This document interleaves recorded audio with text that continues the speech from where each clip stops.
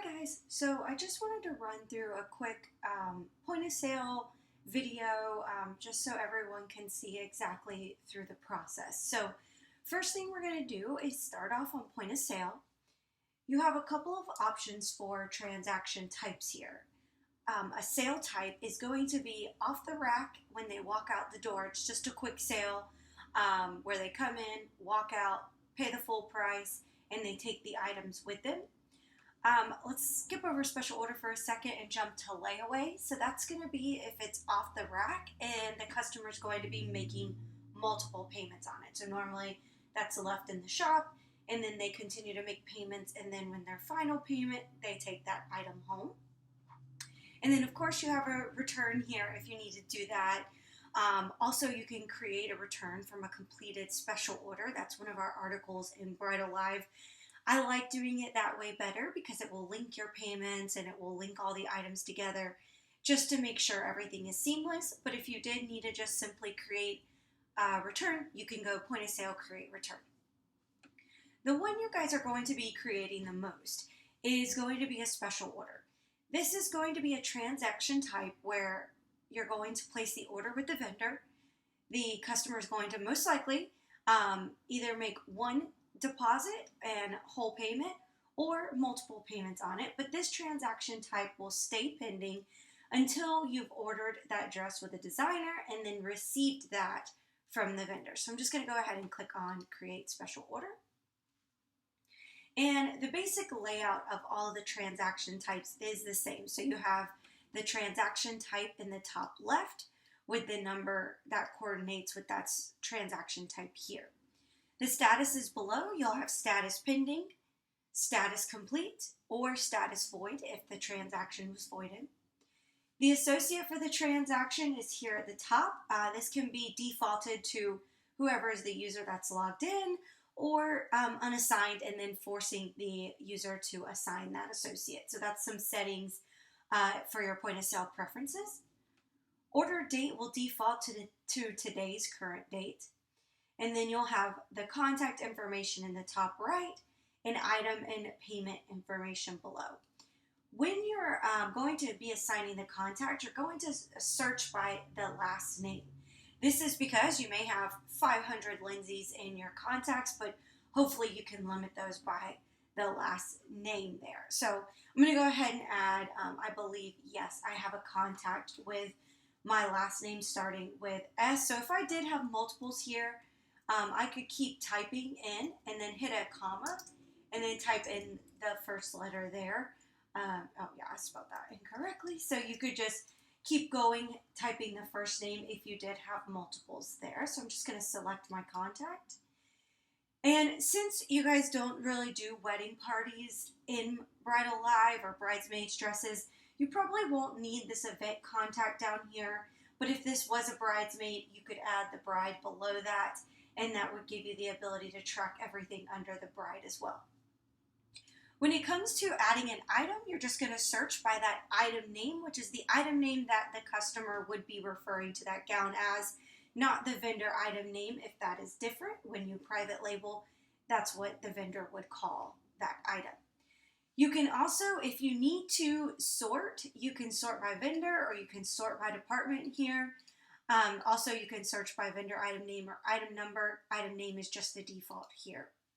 If you were using a barcode, sometimes I think it's slower because, you've been working with a bride, so you probably already know that item name.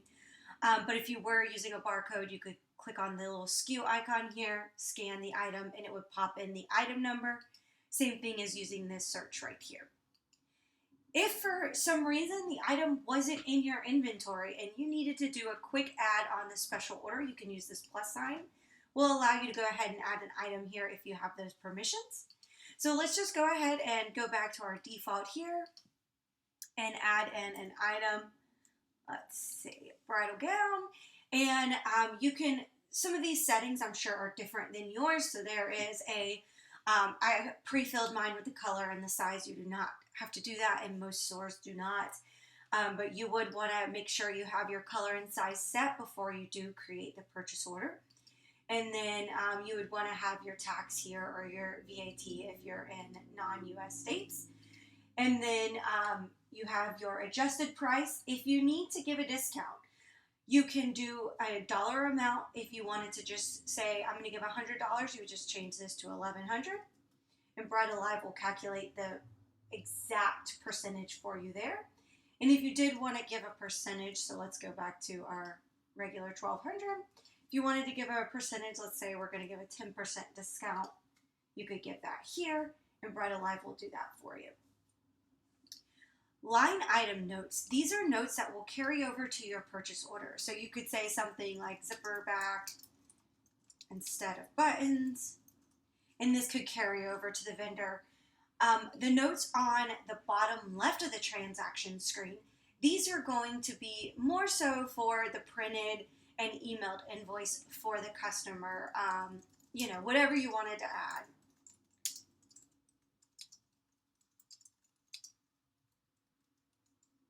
You could add, whatever you wanted to add here, or let's see, I'm trying to think, just anything that you wanted to be able to print. You'll notice that you have your red button for your smart flows here. Those are housed under settings, smart flows. If you need to update those or change any settings, you can always update those there. You have, if you wanted to charge shipping, you can do that here.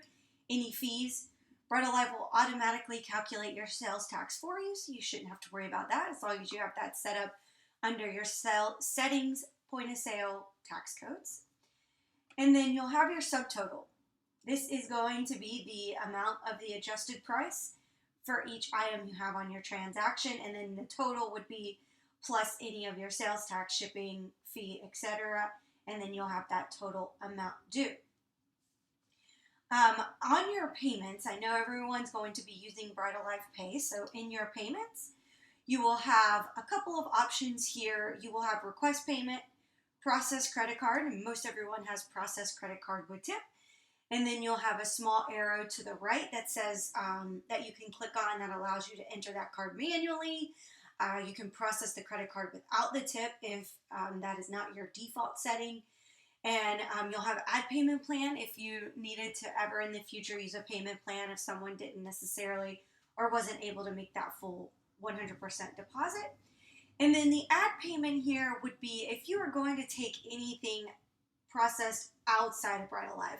If for some reason you took a Square payment or a Stripe payment and you needed to manually add that into BridalLive, you would do add payment. You would just select the type here and hit add payment. So this did not process anything. I did not actually charge the customer for this. This is just a manually added payment. You can also, know how to request the payment if you did want to send a text or an email to the customer to go ahead and get that payment, and you can also do the sales agreement that way. With our smart flows down here at the bottom, these are going to be customized to your actual store, so these will be different from my test account here.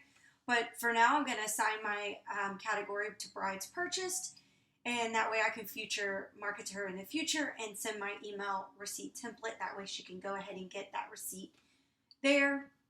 And then if you're going to be printing in the office, the receipt, you can do the print at the bottom. And this will go ahead and give you all of your information for printing off in a sales agreement and signature. Or if they've signed with the digital signature, then you could go ahead and get the digital signature and sign there. And that would print on this as well.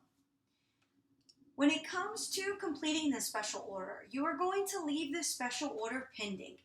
That is because you still have some work to do with the special order and the goods have not been exchanged and you're no longer or not ready to recognize that revenue.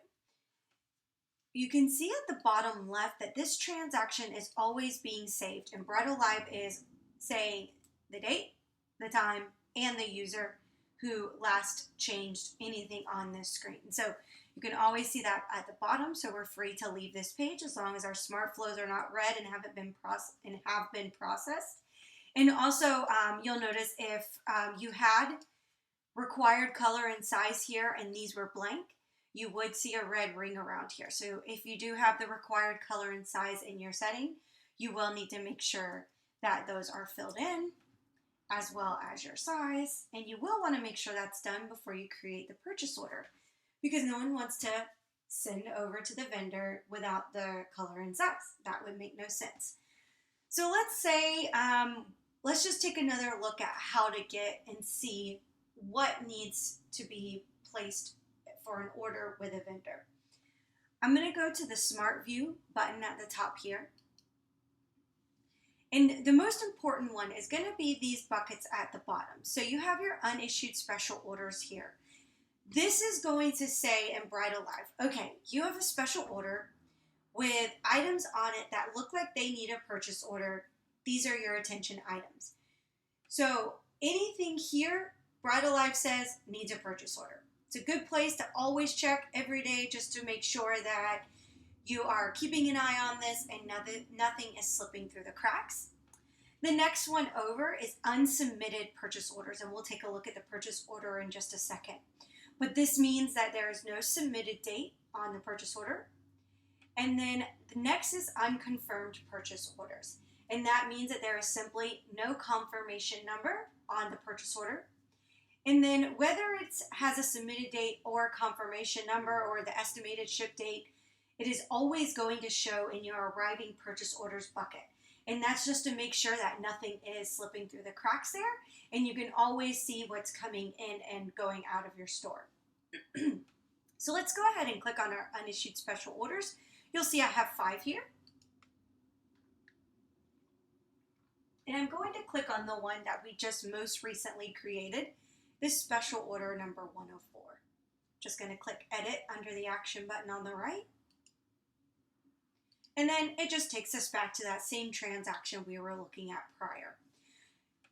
On the Smart View, if I did want to make these in bulk, you can go select all of your transactions, go to Bulk Actions, and say Create Purchase Orders. BridalLive will give you the bulk option, and it will put multiple transactions on one purchase order for the same vendor, of course. You can't put multiple items for different vendors on one purchase order, so it's going to group those for you. You can also select that just to bridal gowns, or get into a little bit more of your department there. But for this test, I'm going to go ahead and open up and do this individually from the special order. And I'm going to click the Purchase Orders button at the bottom. I just have one item here, and I need to say Create Purchase Order. If you did already have a purchase order created, like if you went to the little shopping cart and went purchasing Create Purchase Order, and you needed to link it, you could always go to Associate with Existing Purchase Order, and BridalLive can link those together for you. But run-of-the-mill, creating a purchase order, you're just going to click on Create Purchase Order, and there BridalLive has created the purchase order for you. This purple number right here you can click on, and I'm just going to go ahead and open that in a new tab so we can keep our transaction open if we need to see that. And this is what your purchase order is going to look like. You have the purchase order just like the special order, label in the top, the number here, and then you'll have the contact. You could click on this if you needed to get to the contact page, her event date, and then the status of that purchase order. Since we didn't have let's open up that Smart View in another tab as well. So we're still going to have 0 under our unsubmitted date. We're going to have 1 under our unsubmitted date because we have one purchase order that has been created, but there's not a submitted date there. So let's take a look here, and we'll just go ahead and say we're going to email this to the vendor today. So I'm going to add my submitted date. And then when we refresh our Smart View, you'll see that the unsubmitted purchase orders has moved to 0, and now it has moved to unconfirmed because we don't have that confirmation number. If you want to give the estimated ship date to your vendor, you could go ahead and fill that out here. If you wait on your vendor to send that to you, then you can wait to fill that out until you get the confirmation from the vendor. Either way is fine. You'll see I have a pop-up that came up here. It says, would you like to update the estimated arrival date for one or more of the associated transactions? So this is talking about the special order that we've had created, would I like to update the estimated arrival date with that date I just added into my purchase order? So I'm just going to go ahead and say yes. And let's say, sure, we'll just go with this one, select my item. Her event date is a little past, so that's probably why. But just for sake of testing, let's go ahead and update that, and I'll show you on the transaction.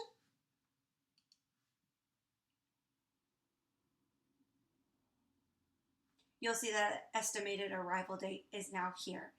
And if you do not have this popping up, it's probably a setting in your BridalLive. Let's see, I can take a look at that. I'm going to have tons and tons of tabs open here. So let's go look at our settings really quick.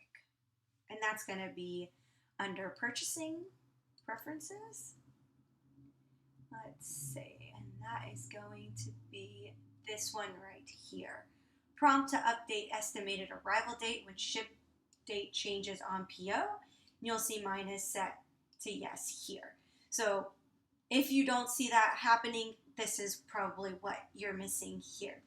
Just wanted to show you that really quick. So let's hop over to our purchase order. So I gave my estimated ship date. I'm going to send this over to my vendor, and you'll notice that our line item notes carried over. And I'm going to go to send email, and I'm going to select my purchase order template, or whatever yours is named. And then you'll notice there's a bunch of merge keys. Anytime you see these merge keys in BridalLive, you do not need to fill in any information there. BridalLive's going to take care of that for you. And if we click preview, you'll see how it goes ahead and fills that in. We have our estimated ship date, the associate, contact, event date, and all of our information from the purchase order that we can send over to our vendor there. So let's say we received a confirmation and we went ahead and got our number. If they didn't send you a confirmation number like this, you could go ahead and just put confirmed. If you knew it was confirmed, you can type in whatever you want, or you could say yes. So feel free to be creative there. Let's say I got my confirmation number back. I'm going to enter that in. So now what you're really going to do is you are just going to wait on this until that box comes in from your vendor. So let's say, totally different day, easiest way you get that box. I'm going to come to my Smart View. I'm going to go to my arriving purchase orders. You open that box, you have the PO number in there, and I can search 100 or whatever that number is. And I'm going to go ahead and open that.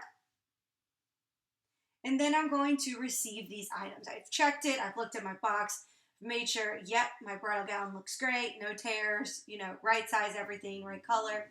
I'm going to go ahead and receive my items, and you'll add in your invoice number here and the date for that invoice. And if you needed to add a check number, any discounts or freights or fees that they gave you, you can go ahead and do that. If this is for the customer, you can go ahead and print the pickup slip. This is what BridalLive can use to put, if you put this little into the little square into the gown bag pocket, it will have their balance due. This text can be updated under your purchasing settings, I believe, as well. And it will have, if you have the balance due, and when they do pick this up, you can have them sign, date, and you would keep that for your records. If this was a stock item, then of course you could print your labels down here if need be. You could print the receiving voucher also if you wanted to. But for now, I'm going to go ahead and complete that voucher. And since this is an item that's for a customer, it's on a special order, this is not going to go to your BridalLive, quote unquote, in stock. If you could see my air quotes there. It is going to go to the awaiting pickup, which is still part of your on-hand quantity, but it's not the in stock. And that's because BridalLive knows that this is linked to a special order. So you're kind of going through the full process so BridalLive can keep accurate levels of your inventory for you. I'm going to go ahead and say yes. And then one thing I did want to show you, when this was, when I refreshed this for the estimated arrival date, since it had that purchase order created, you'll see this little circle arrow and it says on order. Now when we refresh this, that we've completed that receiving voucher, you'll see that there's a little tag next to it, and that means awaiting pickup. You can run reports on this in BridalLive under your sales reports with your transaction item journal, and I believe your transaction journal as well, just with that, I believe it's called a line item status. Let me just take a look real quick for you. Sales reports, transaction item journal. Yes, transaction item status right here. We could change this to awaiting pickup, run report, and transaction start date and end date are today, since we've done all of this in one day. And you'll see that it has our special order here. If we set this to picked up, nothing would show there because it's not ready for picked up. It's not been picked up, excuse me. So next things, we're going to come to this transaction. Let's say we already had our payment added there, and our bride is ready to go ahead and pick up this gown. She comes in, she looks at the dress, you get her to sign that pickup slip. She's paid off her full balance. You can either send her another email with that receipt template if you'd like, just so it has the rest of all of her information. If you need to, you can send that here. I'll show you the preview here. And then once you're good to go here, you're exchanging the goods with the customer, you're ready to go ahead and complete that special order. And then you'll see that this item has been marked as picked up, and that officially removes that item from your on-hand quantity, and it will now show up in your sales tax reports. So that's pretty much the full process of going through the special order to the purchase order to the receiving voucher. And of course, this is just kind of, the way BridalLive defaults to going through that process. I know this is going to take place over months, but that is the standard process. Of course, things can be tweaked and how you get to them. So if you do have any questions, please reach out. You can always go to the question mark in the top right, select contact us, and you'll see my picture here. You can send me an email, schedule a call. This will add it directly to my calendar to make sure we both have ample time and are available at that time. Or you can shoot me a direct call with my phone number here. But I hope you all have a wonderful, wonderful day, and we'll talk soon.